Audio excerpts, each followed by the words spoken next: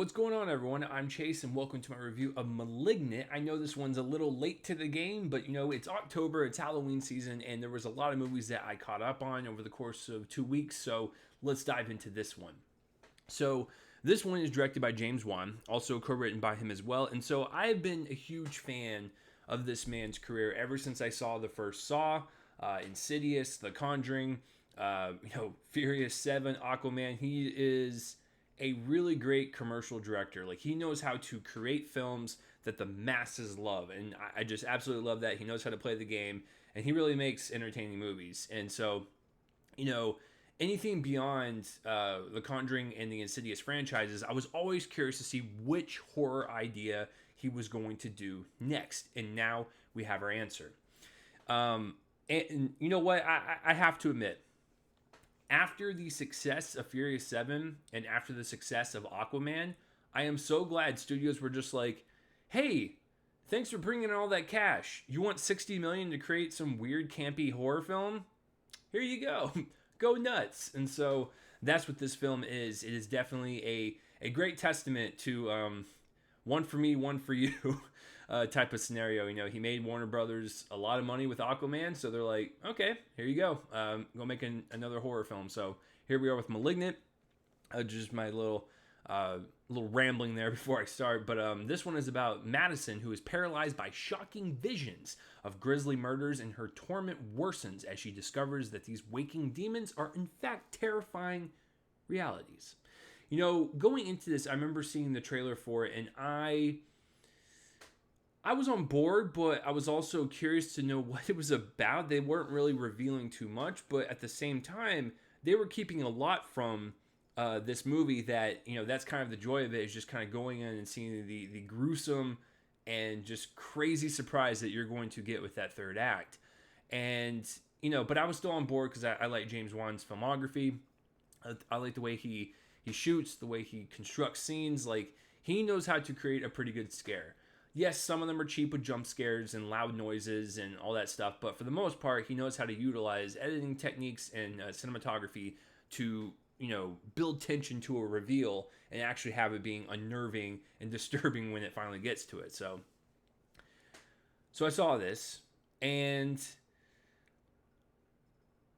it's okay. It's okay, kind of like it. I appreciate it. I appreciate the heck out of it. I really, really do. I don't know. I just once it was done, I was like, that was interesting. Don't really have any desire to watch it again. Maybe for some of the filmmaking aspects, but like, I really have no desire to watch this even around like the Halloween season. James Wan still got it in terms of directing a film. He knows how to set up character and story and, tension and suspense within scenes. He knows how to build scares, and he knows how to make payoffs, really payoffs, and they're actually satisfying to watch. I think it's mainly the story that boils down for me on this one. And I think this is actually the reason most people don't really care for this one. But the story itself plays a lot with, real life kind of trauma and, traumatic issues, that I think kind of playing it with this kind of goofy and campy and over-the-top violence and the sensation of it, I don't know, just something about it didn't really mesh well, and it doesn't really work as a cohesive thing. It works as two separate things, but for me, it just doesn't come together all as one, even though there's some interesting ideas and different takes on like the slasher genre. It's a very inventive type of film for sure. It's something I would have never expected, especially when everything is revealed and like that third act happens. Like, it is absolutely bonkers for sure, and people are loving the heck out of it for one of that reason in particular, and I totally understand it. But for me, just as a whole, doesn't really come together. But I appreciate several aspects of it, so take that for what you will. As far as like the actual like scares and the suspense in the film, like I said, James Wan still got it. There's a lot of creativity when it comes to the reveals in this, and just the stuff within the house and the stuff in other people's houses with this entity kind of following them, like they're trying to figure it out and everything. a lot of it's really interesting stuff, and it kind of reminds me of like the films you would see in a rental store where you see the cover of it and it's just like, that looks absolutely insane. Then when you come home and you play it, and it kind of has the feeling of like a sci-fi movie, or like something you would see late night on a paid pay-per-view service. Like, it's that type of movies where you have to kind of discover it and it becomes like this cult classic. So I do believe this movie's gonna have like a cult following down the road. But anyways, back to the to James Wan here. And so yeah, he's still got it when it comes to like, house scenes and, just the haunted house vibe. Like, that's just kind of his bread and butter, and like that stuff is executed really well here. The one thing that I didn't really care for too much, and this is more just like a very minor post-production thing, but the color of it kind of threw me off for a bit, because it's very gray, it's very bleak, a lot of blues, and it kind of looks pale.